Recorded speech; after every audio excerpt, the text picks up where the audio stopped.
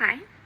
I wanted to do a tiny update about how I'm doing as far as this stuff goes, and then I might not talk about it again for a while. I want to start by saying I do not want to seem ungrateful for the people who watched this main video and decided to either change their mind about me or heard my story for the first time and decided to believe me. It was such a huge relief to receive that support and get any amount of validation after so many years. That being said, I'm kind of stuck now at a point where I don't know what to do, because the majority of the people interacting with my content now are the exact people that harassed me off the internet.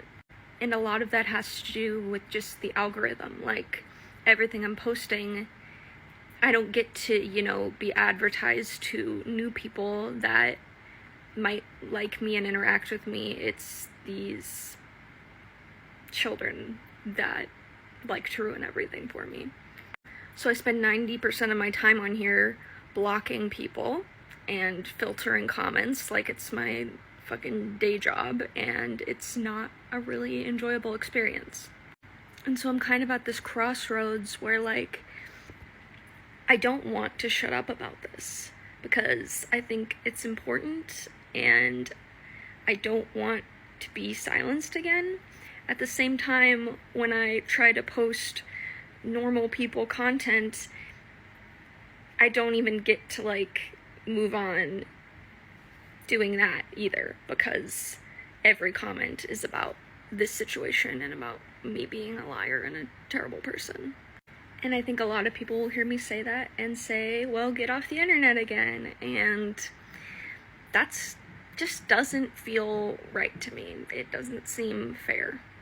And while I did receive so much support, it still feels like there's something about my story that makes people not want to talk about it or not take it seriously. And I don't know if that's because we're both women. I don't know if that's because it has this whole guise of being just internet drama behind it, but it does not feel good to have this, not taken seriously.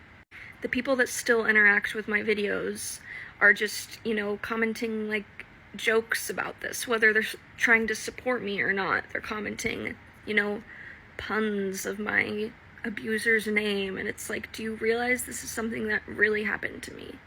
The other part that feels fucking surreal is when I get, hundreds of comments being so nice to me from fan accounts of my abuser, and people saying, well, I'm not bullying her, and I'm just supposed to be okay with that and not block people and just get hundreds of comments with pictures of my abuser's face and be happy about that.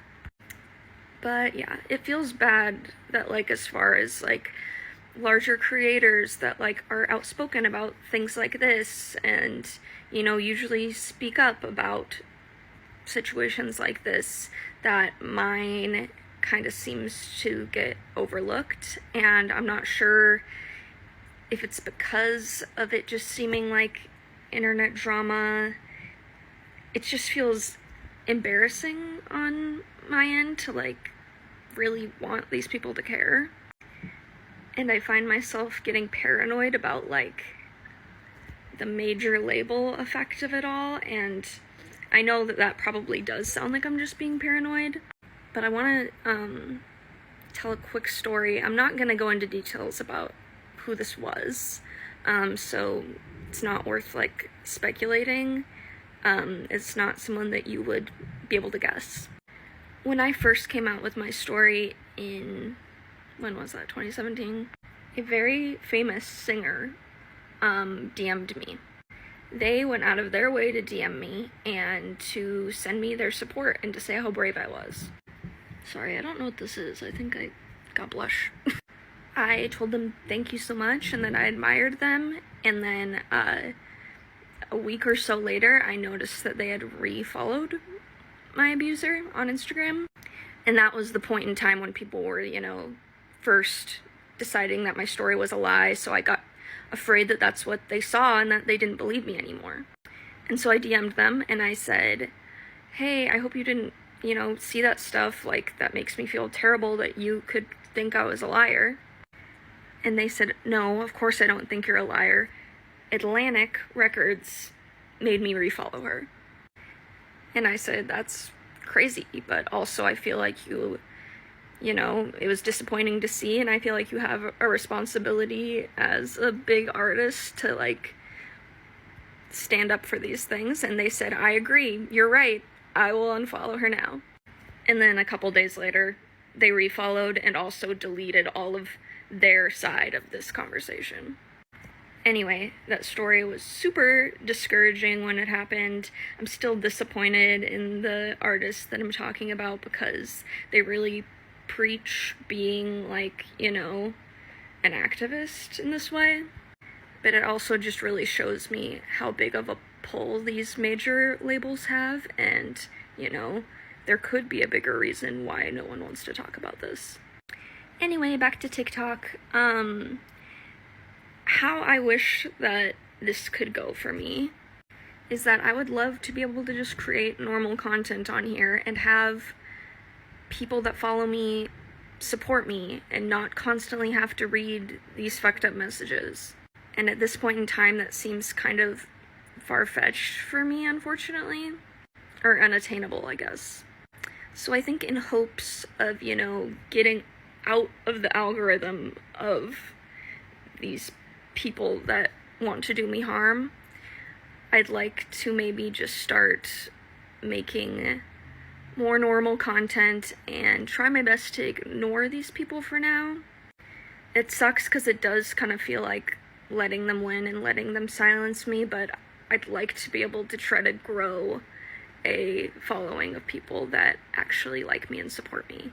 And I'll keep the original video pinned so that they can be familiar with my story, but yeah, I think just to try to get out of this cursed algorithm, I'm going to maybe try to be a little bit more quiet about this.